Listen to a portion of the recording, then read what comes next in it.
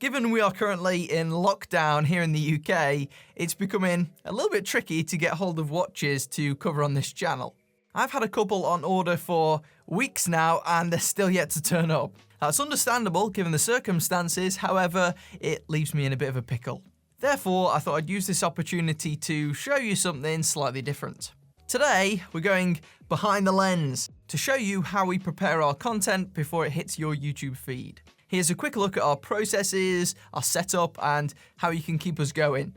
The first step is deciding on a video topic. Now, there are a few ways that this typically comes about. Often, brands will reach out to us directly through email, looking for coverage on one of their pieces. Of these requests, I'd say we reject 90, maybe 95%. Most of the time it's because either the brand doesn't interest me or I don't think it will interest you, the viewers. However, there does tend to be a few that will spark my curiosity, so they'll often end up making their way onto the channel in some form or another. Also, the comments and suggestions that you leave for me are really valuable actually. Often you make me aware of watches that I never knew existed, and some of those end up making their way into videos as well. We will almost always buy these online, and sometimes we'll sell them on eBay once I'm done with them. Maybe it's a watch that, I'm not going to see much usage from. That helps us to recuperate some of the cost. We try and physically get hold of as many of these watches as we can because I think it just makes a better content. I much prefer showing them in the flesh on video format rather than just using pictures. For other video ideas, we also do quite a lot of research. Sometimes we'll search for particularly good watches that nobody has covered previously, maybe ones with, outstanding specs for the price point. Other times it'll be hunting down popular search terms that we think will make strong video ideas. Once we've got that overall video theme or idea down to a T, next comes the script. I didn't used to script my videos, especially on my other channel, but for this channel and for this style of content, I felt like it was important to do so. There are so many specifications and niche elements to get right with wristwatches, making it incredibly easy to slip up. Therefore, scripting feels like the right route to ensure that I'm providing accurate information. Not to say that I don't sometimes mess up, because I definitely do. A video script will take me anywhere from a couple of hours to a full day to write, depending on the subject and video length. I could rush it, and I could probably get it done a hell of a lot quicker, but I like to make sure that I put across an articulate and natural message with these videos so that it kind of almost doesn't sound scripted.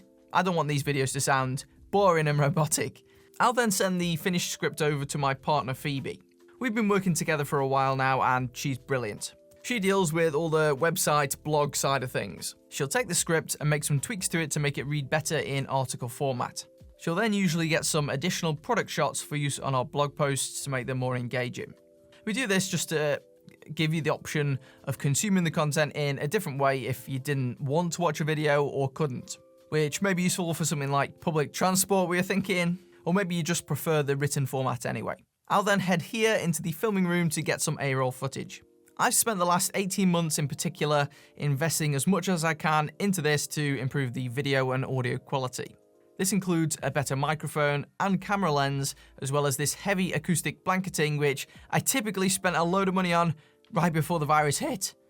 When I think about it, it's amazing to think how different this small space looks compared to a couple of years back. If you're feeling nosy about exactly what equipment I'm using, I will link each item in the video description. Normally it will take me around 20 to 30 minutes to film this talking head footage. If I can, I'll usually prepare these scripts in pairs and then record 2 videos back to back to save some time. Once I've concluded that, I'll whiz over to the computer in the living room to chop that A-roll footage. For this, I'll use Adobe Premiere Pro.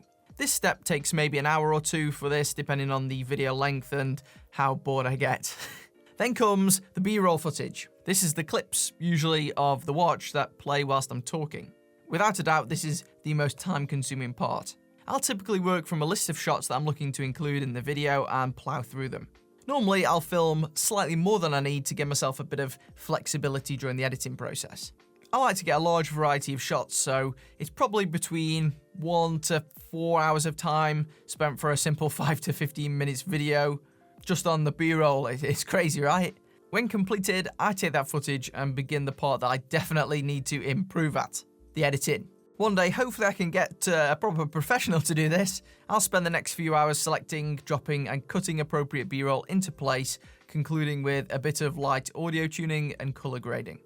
Once the video is exported and completed, the job is nearly done. Now it's time for some of the finishing touches and some of the key features that you'll see before watching one of these videos. When it comes to titles, sometimes I'll even have a title in mind before recording, before even scripting the video, because honestly it's that crucial. Nevertheless, if it's not in place already, I will normally come up with something relevant at this stage. I also find thumbnails difficult, even though I've had quite a lot of practice. I do enjoy the challenge of trying to create something clickable, finding the right balance between colors, contrast, and text as well. For this, I use an old version of Adobe Photoshop Elements, which has got all the tools I need anyway.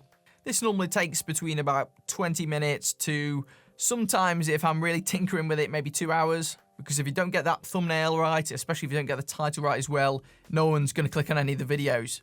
Before I started this whole YouTube thing a few years ago, I never realized I'd have to become a half-competent video editor, photographer, narrator, writer, and presenter all in one, to gain any viewership at least. For us, this is very much a full-time business, and as you can tell, it takes a hell of a lot of time and resources to make simple, short videos. We really enjoy making these and seeing your reactions to them as well. Personally, I much more enjoy creating the videos for Ben's Watch Club compared to my old channel, even though it's got way more subscribers. Unfortunately, thanks to the outbreak, our revenue has fallen drastically and this channel is now operating on a loss, which sucks. We would love to keep this channel independent and avoid taking sponsors from watch brands where possible, so that we can keep each of these videos, especially the review videos, bias free. If you've got disposable income and you're a fan of the channel and want to support the work we're doing here, you can become our sponsor on Patreon. There's a link to our page in the video description. Honestly, we can't offer you a significant amount of stuff in return. I totally understand that this is going the extra mile, and I know that there are a lot of other people out there who are probably going through something quite similar to us, especially for self-employed people. As such, if you want to support us without making that type of contribution, even if you can just watch some of the adverts that are played either before or during our videos, that can make a big difference to our income. You'll notice on this channel, we're often covering a lot of lesser known micro brands, which is cool and all, but I know that a lot of you don't want to see that all the time. My future vision for this channel is to have you, the viewers, as the sponsors of the Ben's Watch Club channel, so that we can change that situation.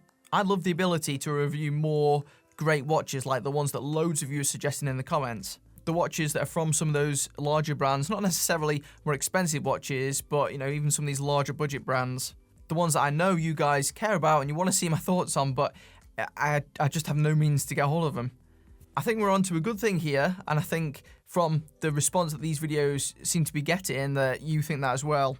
So I'd love to keep it going. But either way, I'll cut the wine in. Hopefully you enjoyed some of this little mini behind the scenes stuff. I want to thank you for the support over the last 11 months, I think it is now, on this channel. I can't believe how much we've grown, it's crazy. I hope you're well and safe during these unusual times, and I'll see you in the next video.